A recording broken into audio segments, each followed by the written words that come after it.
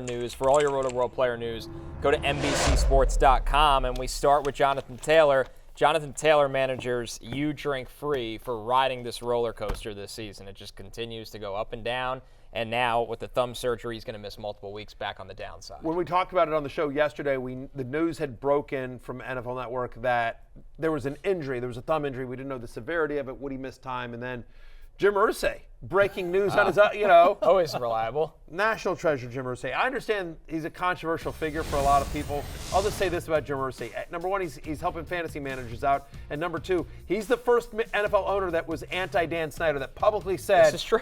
he started the ball rolling. Everyone else was scared to say anything. And then Irsay, so he'll always have my gratitude for that. Here you see some footage of he was toting the rock too, Jonathan, man. Yeah, of Jonathan Taylor playing very, very well. I don't know why producer Adam, is showing footage. Is this to just remind people what they're not going to have? Is this yes. rubbing salt in the wounds? Look, we got Jonathan Taylor managers drink free. Like, where my drinks at then? Because the only 2 leagues I'm in first place in, I have him. And I ain't got Zack Moss, so where's my drinks at? Yeah, so Adam, I think he is reminding us what we don't got. Ian Harditz over there at FantasyLife.com. Best advice I got for Jonathan Taylor fantasy managers: cry. I've done that. So have you? Yeah, I already done did that. Because we didn't expect this. I know. But when you cry, because you strike me as a stoic man, well, is it curl up in a ball cry? What's it look like? Is it tears? It's just like me looking at you like this, and you just see it drizzling down. Right, yeah, exactly. Yes. And that cry is more painful than the boo-hooing. Sure. Yes. You know what I'm saying? Because then when you just looking serious, it's just like, and you just know the pain is set in. That's on us. And it's like, that's a double. Tear. Could be that's a triple. on us, and that's a double. So, it's funny, but this was in the Fantasy Live newsletter this morning. But which is like Zack Moss, league winner again. He looked like a league winner, and then he went out of then it was like, back to the bench, and then he was thrown on the waiver wire in a lot of places, and then 51% available, and now back to being a league winner. Look at his upcoming schedule. So Tennessee, who he had, almost 200 total yards, as you see it there on your screen, week 5 against the Titans, 25 for 195 and 2 tutties against them. He gets another start as well. I'm at running back 6 this week, and then he's at Cincinnati, home to Pittsburgh, at Atlanta. You like that lineup here. This is somebody that's going to lead you into the fantasy playoffs. We'll see if Jonathan Taylor is back for the Falcons game in 4 weeks, but 2 to 3 weeks for Jonathan Taylor, and then you figure they ease him back a little bit. Like, Zack Moss is going to be a thing as well. The 3 games before Jonathan Taylor returned, he played 84% of the snaps. Yep, and Stephen Holder at ESPN, who covers the Colts, he noted that Shane Steichen said that they're not expected to make a move at running back, and that Zack Moss will get the overwhelming majority of carries. So this is going to go back to what we were talking about. This is going to be Zack Moss's backfield. Right, their backup is Trey Sermon. Yeah. Zack Moss's backup is former Eagle great, former San Francisco 49er great, right? For Ohio State great, Trey Sermon. So the backup is Zack Moss as well. Exactly. Right. Well, like the backup Trey is Sermon, Gardner Minshew throwing it 40 times. Trey Sermon will get those touches whenever Zack Moss need that little breather from time to time, but it won't be like how Zack Moss got those carries behind Jonathan Taylor. Ooh. Well, Lawrence Berry has him as RB6 this week now, Zack Moss. Are you that high on him with the injury to Taylor? I got him at running back 15. Okay. I got him at running back 15. Why do you hate Zack Moss? That's a lot of love for Zack Moss, considering I got Bijan at running back 10. Why do you hate Bijan Robinson? Jets defense, 34 over under in that game.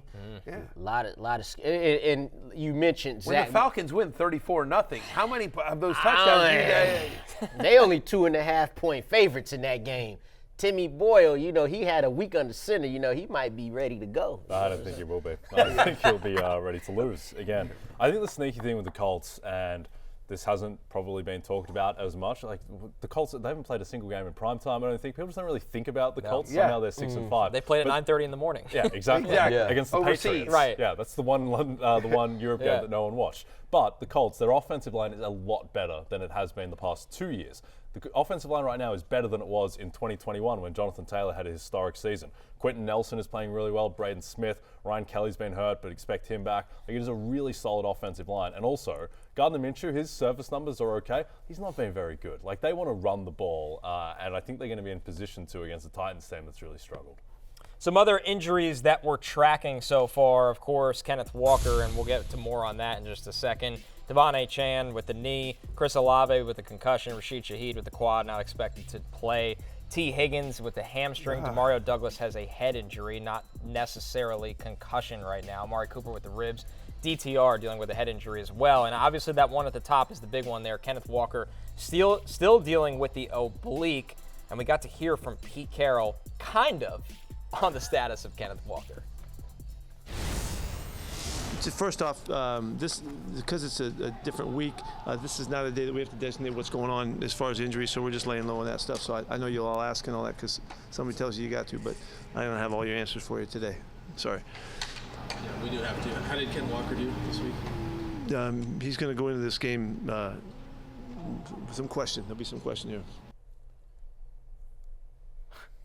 All right. I don't Thanks, have to Pete. tell you anything, so I'm not going to nanny boo-boo. That's literally what he's saying. Yeah. But I like the fact that he said, I know you guys have to ask because someone told you to ask. Like, reporters are like, like natural curiosity. Yeah. It's inherent. I would think, if they're covering the team, that's sort of their job. They didn't need to be told, hey, is the starting running back playing on Thursday or not? That's the thing. It's the short week now. I mean, again, they played last Thanksgiving, so they've had 7 days to prepare for this game, but they're the Thursday night game. They play tomorrow night against the Cowboys. Feels like it's another Zach Charbonnet day. Yeah.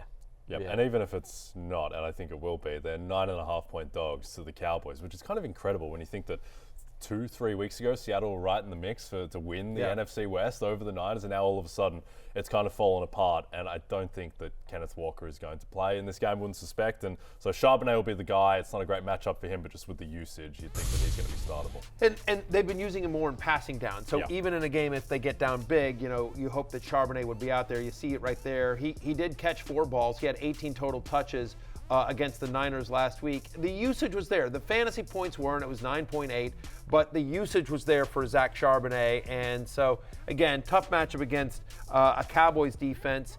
But you know what? The fact is that the Cowboys, as dominant as they are, they're like a middle of the pack run defense. They're not amazing. You know what I mean? Like I think you can somewhat run on them. You hope that game script doesn't get away for it. We'll talk more about that game tomorrow. But certainly if you have Ken Walker, KW3, I would plan to be without him. The other one that's really interesting to me, T. Higgins. Like, this was supposed to be a 1-week thing, and it just feels like it keeps going on. And the other issue, of course, is Cincinnati plays on Monday this week. And so you may not know about T. Higgins' status, and hopefully we get more information as the week goes along. But you may not know about Higgins' status until, by the time you have to make decisions on Sunday morning. Yep. Also, Chris Olave as well, concussion. Expect that he's probably going to miss, given that guys typically don't come back in a week from concussion, particularly as he had a concussion last year too. And so the Saints are just going to have no wide receivers. So I think it's 23 targets incoming for A.T. Perry. Yes, which Yeah, is you got stunning. A.T. Perry, Lynn Bowden saw some snaps in that game against the Falcons. So they really,